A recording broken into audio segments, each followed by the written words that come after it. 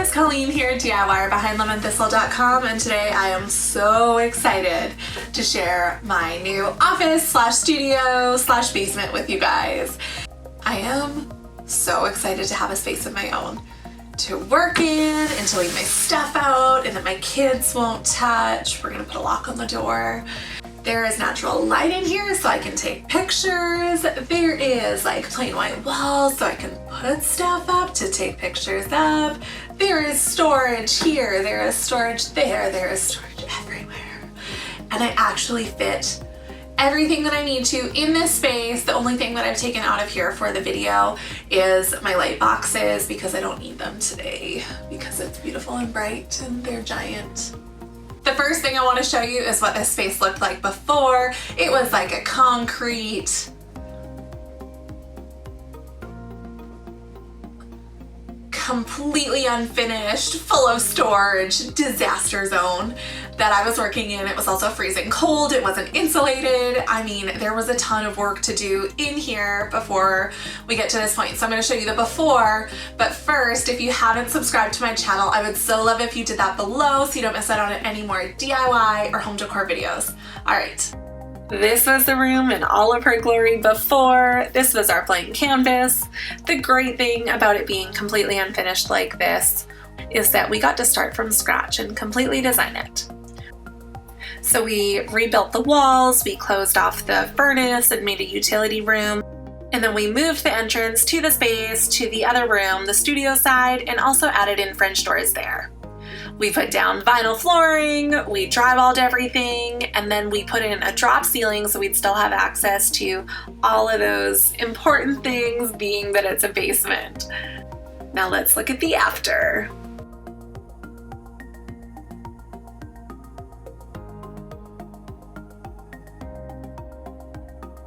So this is my studio side of the office. It's like a super long skinny room and we had to have this dividing wall in the middle, and that side of the room is even skinnier because we have closed off where the furnace and hot water tank and all that stuff was and made a utility room over there. So this side is where I can get the farthest back to take a photo or a video. And so this is a rolling table that I built using prefab cabinets and a tabletop and a countertop, and it came together so quickly, so easily. It's fantastic, it holds a lot of stuff, and I have a whole tutorial for that on the blog. This room I wanted to keep fairly simple. I wanted to have lots of storage, so we have these beautiful big built-in shelves and the rolling craft table, but other than that, I wanted a white backdrop that would reflect light and make recording really easy. So we have the faux brick wall here, which is nice and bright but still has texture. The barn door that I built also has pattern and texture but is still white and really neutral and beautiful to record against. And texture is totally key here. When you face down the other side of the room, the curtains and the carpet add texture and just warmth to the space. If you can put anything in a basement or any room ever, a rug and curtains make such a big difference in warming it up and making it feel so welcome. It is such a treat for me to be able to look down from my desk and see my kids rolling around and playing on this rug. They have been there every single time that I have come into this office since we put that rug down. And then turning to my biggest DIY that I've done on my own, those built-in shelves and the DIY barn door. This feature is something I am so excited about. I dreamt it up, and then as I was building it, I thought I was crazy and I definitely shouldn't have said that I could do it, but it's done. So I built these built-in shelves around the cased opening that we had. So I built the open shelves myself. I have a tutorial for that on the blog as well. And then this is used to store all my craft supplies and things like that. And then when I want to have a kind of blank background for filming, I can close this door here to hide away all that stuff. Ta-da! And then there's shelves on this side as well. So for this, we had to build an oversized barn door, so I built that one myself as well.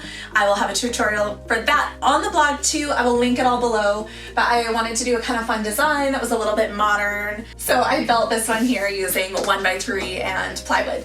Since this was a larger opening as well, we did have to use an extender for the barn door. So we'll put a tutorial for how to use a barn door extender on the blog as well. Part 2 is my office.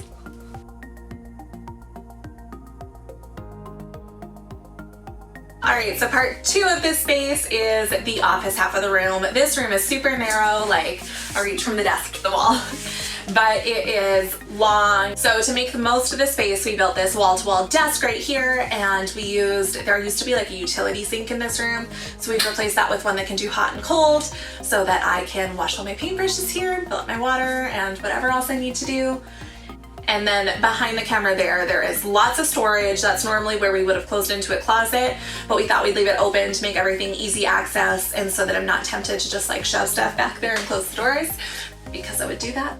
So on the blog I have a tutorial for this desk, this wall-to-wall desk, and how to make an easy live edge countertop. I also have a tutorial on these faux wood shades. I made those for my kitchen last year, and I just keep making them because I think that they're so good. And so the plan for this space is that this will be kind of like hand lettering, or if I need to spread out to do something, I can put my sewing machine here if I need to. If I have a friend working with me, they can come and they can set up here. When I'm home with the kids during the day, which I am often all the time, they can sit here and they can color while I work. And at that end is my computer and where I'll do most of my work. Alright, so over here, one thing I wanted to show you is this rolling Cricut storage that I built. This holds my Cricut maker and all of my Cricut tools on these acrylic trays, all my mats and markers, and then the 2-foot mats are hung back here as well. So this was really awesome to have it ready to go right beside my computer, but without taking up desk space.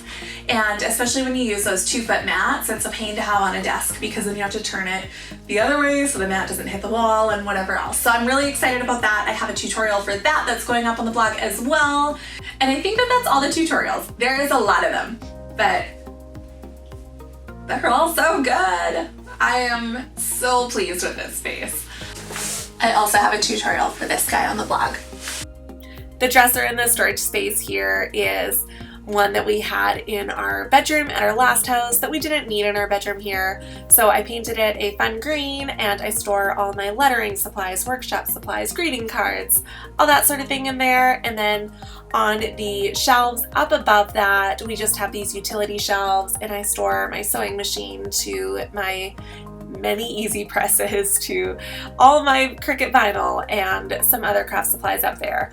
I also added in some of my DIYs that I had sitting around because I didn't have a place for them in my home. So you can see that watercolor trees art on the wood panel, and then also the wood embroidery that I have here. And I can link both those tutorials below. I really love them. And then on the wall, which is the wall that blocks off the furnace and everything, I have this big framed pegboard that I hang all of my sharps on, and a couple, hard to store craft supplies like these embroidery hoops. And then I cut out some of my hand lettering to put above it, and I really love how fun and playful that is. Oh, last thing, that towel hook there is a DIY. I loosely followed the Merry Thoughts DIY tutorial from a few years ago, and I'm going to link that down below for you guys as well. Alright guys, that is it. That is my new office studio out of my basement, and clearly I'm so excited to start working in here. So thank you so much for watching. I hope that you enjoyed this video. If you did, make sure to give it a thumbs up and subscribe so you don't miss out on any more DIY or home decor videos. And again, a big thank you to the Home Depot Canada for partnering on this space to make my dream office a reality.